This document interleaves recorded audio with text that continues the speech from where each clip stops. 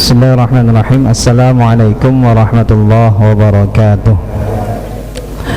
Bismillah, alhamdulillah, salatu wassalamu ala rasulillah Sayyidina Muhammad ibn Abdillah wa ala alihi wa sahbihi wa mawalah.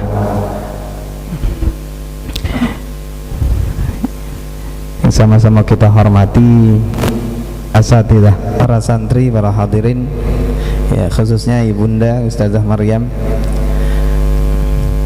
Hadirin yang dimuliakan Allah Subhanahu wa taala, telah jelas disampaikan oleh Ustaz Rifki akan pentingnya Al-Qur'an dalam kehidupan kita, selain daripada petunjuk yang sudah pasti untuk menyelamatkan kita dunia akhirat, ya, sebagaimana kalau dipermisalkan orang baru beli motor, baru beli kendaraan, maka ada buku petunjuk di situ, ya. Buku petunjuk itu dikasih tahu motor ini bahan bakarnya apa, bensin misalnya, ya. Maka kalau orang naik motor ya kasih bensin jalan, tapi orang nggak mau ikuti petunjuk, kasih apa, minyak goreng misalnya, ya. Si minyak goreng. Nah, itulah permisalan petunjuk, ya. Harus diservis dalam jangka yang sekian, tapi kalau nggak diservis rusak.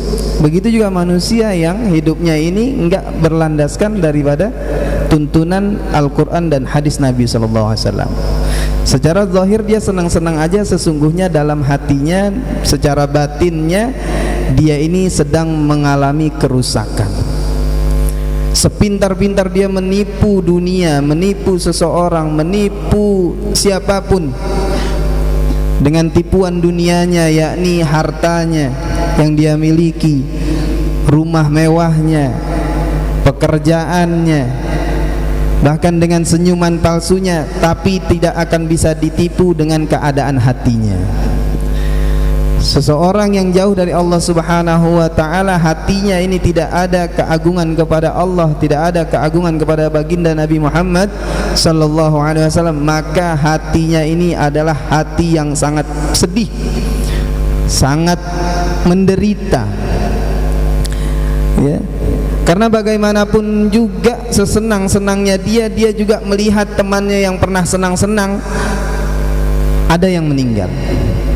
Dia melihat orang tuanya penuh dengan kekayaan, orang tuanya juga meninggal. Dia melihat siapapun di kelilingnya yang penuh dengan kekayaan pasti akan meninggal. Dan ketika seseorang sudah meninggal, barulah di situ akan dipertanyakan nasibnya, gitu. Maka orang yang masih hidup akan secara sadar dia pasti sebenarnya tahu bahwa orang yang ketika hidup di dunia ini dalam taat, maka meninggal pasti senang. Di dalam kubur penuh dengan kebahagiaan, ya. Orang yang beriman dan beramal soleh ketika masuk dalam kubur ini bagaikan, dikatakan bagaikan apa? Pengantin baru, ya. Pengantin baru, dia seperti pengantin baru. Bagaimana malam pengantin baru itu, ya? Baru ngobrol-ngobrol, tahu-tahu udah subuh. Wah, belum ngapa-ngapain udah subuh aja, ya. Baru pegang ujung kukunya udah imsak. Saking apa? Menatapnya itu enak, ngobrolnya itu enak, namanya pengantin baru. Ya Ustaz Rifki, Ustaz Rifki nggak tahu dia, ya.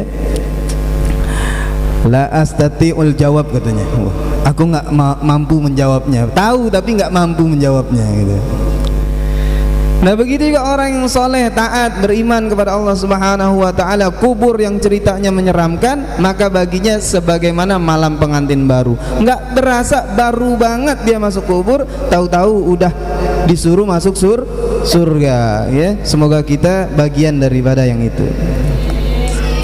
Nah, hadirin yang dimuliakan Allah Subhanahu wa ta'ala, ibadah itu akan enak kalau dilandasi dengan cinta, gitu. Apapun kalau udah didasari dengan cinta tuh udah enak, gitu. Ada istilah yang sebenarnya nggak logis, tapi karena memang udah buta dengan cinta, maka dikatakan kalau orang cinta itu apa? Tai kucai rasa coklat. Wah, ya. Saking cintanya nggak sadar dia, ya. Rokok tinggal sebatang, ditelepon ame kekasihnya. Walah, saking cintanya tuh rokok ame dia nggak sadar dipotek-potek ame dia. Walah, saking cintanya. Kemudian pas sadar maka baru dia terasa, ya Allah, rokok tinggal satu-satunya saya patah-patahin. Tapi nggak apa-apa, yang penting hati saya nggak patah. Wah, itu namanya cinta begitu. Begitu juga kita ibadah. Kok ibadah kita ini masih merasakan beban kita ini, maka ini sudah pasti cintanya ini nggak ada atau kurang gitu, terpaksa. Tapi ini nggak apa-apa, daripada nggak sama sekali. Ulama sampaikan apa? Lebih baik terpaksa masuk surga daripada melenggang masuk neraka. Wah, ini istilah-istilah yang luar biasa ini. Ya, lebih baik terpaksa masuk neraka, masuk surga daripada melenggang masuk neraka. Wah, di dunia nyantai aja, wah kayaknya asik aja, tahu-tahu pas kejeblos udah di dalam neraka. Tapi di dunia dipaksa dia, apalagi di pesantren, ngaji dipaksa, sholat tahajud dipaksa, puasa sunnah dipaksa. Ya Allah, dipaksa terus, ternyata kejeblos tahu-tahu masuk surga. Masya Allah. Nah, hadirin yang dimuliakan Allah Subhanahu wa taala, salah satu untuk mendapatkan, yakni untuk menjembatani kecintaan kita kepada Allah, tentu kita harus mengetahui hukum-hukum Allah. Hukum-hukum Allah lewat Al-Quran dan hadis, ya. Tapi bukan berarti kita langsung comot dari Al-Quran, comot dari hadis, melainkan kita lewat daripada jalur para ulama. Nggak akan mampu kita. Nah, hadirin mulia, kita lanjutkan pembahasan fikih. Ya, sedikit-sedikit ini udah berapa pembahasan, baru masih bab awal. Bismillahirrahmanirrahim. Qala al-mu'allif rahimahullah wa nafa'ana bihi wa bi ulumihi fid dharain. Wa admul mayyitah wa sya'ruha najisun wa kadha al-mayyitah aidan najisatun wa uridu biha az-za'ilah al-hayah bi ghairi zakatin syar'iyyatin fala yustatna hina idzin janinul muzakah idza kharaja bin batni ummihi mayyitan. Ada suara gas bocor nih. Pip. Li'anna zakatahu fi zakati ummihi wa kadza ghairuhu minal mustathniyat al-madhkurah fil mabsutat. Thumma istathna min sya'ril mayyitah qawluhu illal adamiyya ay fa inna sya'rahu tahirun kamayyitatihi. Menerangkan tentang hukum lanjutan yang kemarin, yakni bangkai, ya, bangkai. Nah, orang Padang menyebutnya apa? Bangkai juga ya, sama juga. Nah, dikatakan wa azmul mayyitah, tulang, ya, tulang bangkai, wa sya'ruha, dan bulunya, ya, najisun, hukumnya itu najis. Nah, gitu. Tulang bangkai dan bulunya, ya. Kalau hewan kan kita sebutnya bulu, bukan rambut, ya. Ya. Masa rambut ayam enggak ada. Walaupun pakai bahasanya sya'run dalam bahasa Arab artinya apa ya? Rambut. Nah, maka ini bagusnya bahasa begitu. Itu hukumnya najis gitu ya. Wa kadza al-mayyitah, dan sudah tentu hukum bangkainya ya najis, ya, karena sya'run, bulu dan tulang itu bagian daripada bangkai. Ya. Nanti penjelasannya lagi. Wa uridu biha, yang dimaksud dengan mayitah di sini, bangkai di sini itu apa gitu. Ya, enggak semua hewan itu ketika mati itu bangkai. Enggak semua. Nah, di sini dijelaskan apa? Azzailatul hayah bi ghairi zakatin syar'iyyatin. Segala hewan yang nyawanya hilang ya dengan tanpa penyembelihan yang syar'i. Ya. Dengan tanpa penyembelihan yang syar'i atau tidak disembelih sama sekali. Ya. Seperti mati terjatuh, mati tertabrak. Nah, kalau mati tertabrak walaupun itu hewan halal, ya. Walaupun itu hewan halal, tapi matinya bukan karena disembelih. Nah, maka hewannya itu masuk kategori bangkai. Kalau udah masuk kategori bangkai ya udah, tulangnya dan bulunya juga hukumnya najis. Ya, maka itulah sering kejadian. Salah satu apa? Ayam ketabrak. Kalau kita kan sering begitu. Kalau dulu sering ngerasain gini karena masih banyak ayam. Ada ayam ketabrak di jalanan. Ya. Pas ketabrak langsung sekarat dia. Ya. Hidup tapi hidup yang hayatun apa? Madbuhah ya Ustaz ya. Ya. Hidup yang cuman apa? Ngabisin doang gitu. Seandainya kita tungguin itu ayam pasti mati, itu hidupnya begitu. Bukan cuman sekedar pincang-pincang. Memang udah sekarat. Ya. Nah, itu orang kita gimana biasanya? Buru-buru potong biar nggak jadi bangkai gitu. Ya kan? Sayang, potong. Nah, padahal hadirin yang mulia, itu walaupun kita potong tetap jadinya bangkai. Karena apa? Karena matinya itu bukan sebab semata-mata karena disembelih. Seandainya dia nggak disembelih, mati apa enggak? Mati. Berarti penyebab matinya itu bukan disembelih. Seandainya dia nggak disembelih pun mati juga. Nah gitu. Nah, makanya pentingnya kita ngaji gitu. Nah, kan kalau begitu kan terhindar kita dari makanan-makanan yang haram. Fala yustasna hina idzin janinul muzakkah. Ya, dan juga enggak termasuk bangkai. Nah, ini kejadian biasanya ini bagi orang yang lagi nyembelih kurban. Nah, nyembelih kurban. Lagi nyembelih kurban, ternyata pas lagi diseset perutnya itu keluar apa? Anaknya, janin. Nah, kemarin aja di pondok ada berapa tuh? Ya, janinnya udah jadi gitu. Nah, itu hukum janinnya itu tidak termasuk bangkai. Ya, idza kharaja min batni ummihi mayitan, apabila keluar dari perut ibunya itu dalam keadaan mati.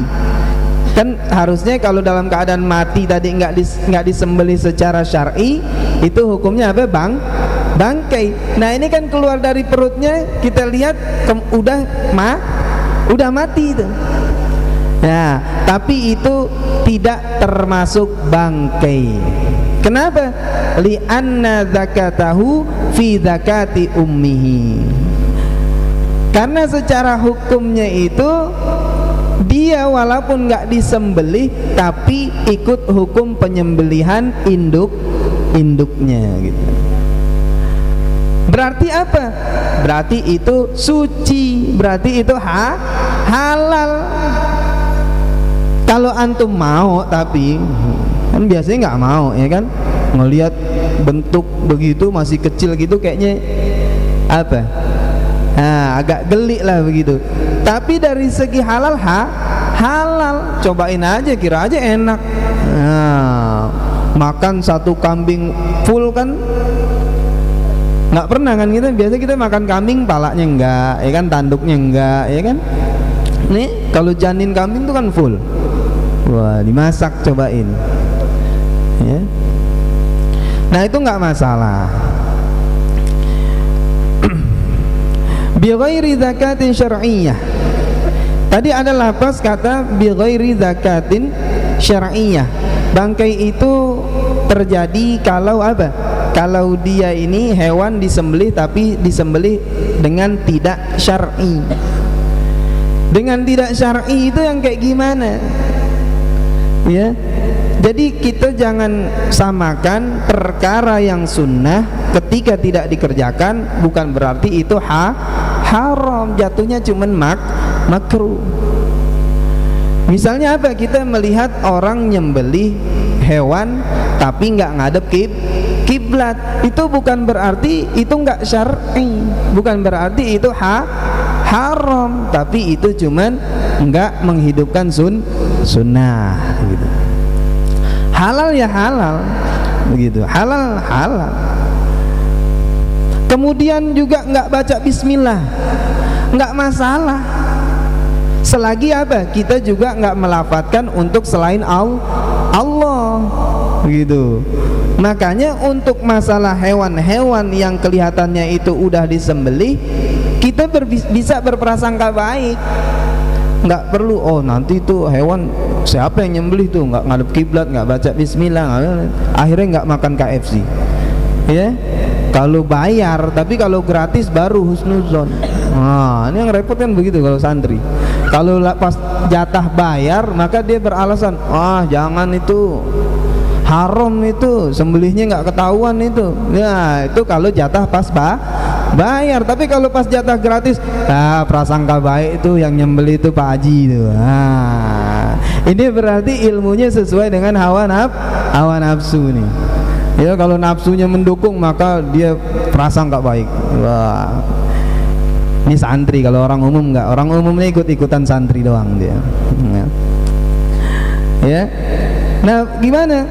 Yani bi ghairi dzabahin syar'in bi allam taduk aslan ya, au dzukiyat zakatan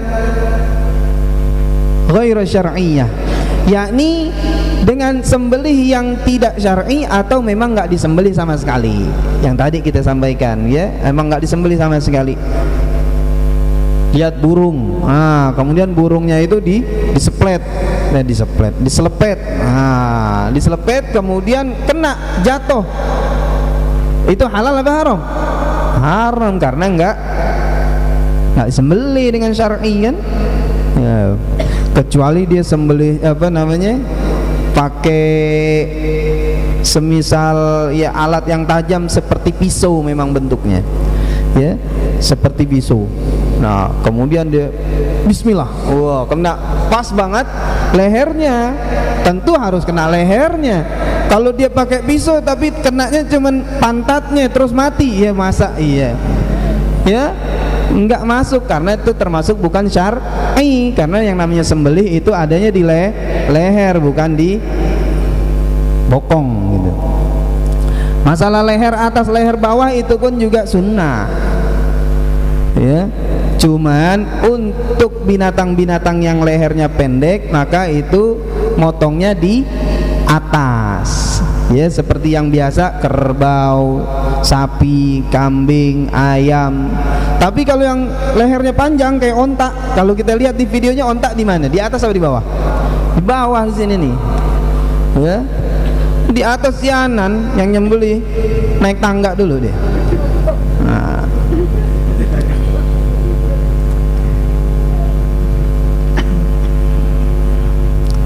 Atau seperti apa lagi? Kadzabhi ghairil ma'kul. Nah,